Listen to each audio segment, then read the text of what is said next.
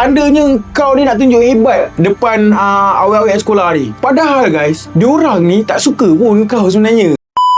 Sampailah form 3, aku dah start isap dah rasa macam yelah ni dah jadi kau punya habit. Waktu kalau kau sekolah, kalau kau isap kau ni nak tunjuk hebat lah, nak tunjuk hero depan gadis-gadis yang nak bagi tahu diorang yang kau ni isap.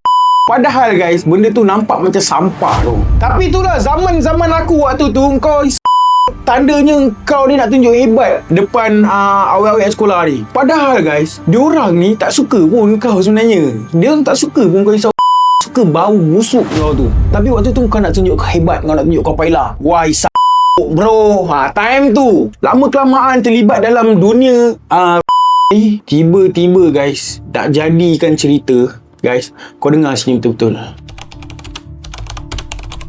Bila kau dah rasa sangat bisa okok, kau lepas makan kau cari rokok, apa benda semua kan. Sampai satu masa, ini semua circle punya hal guys.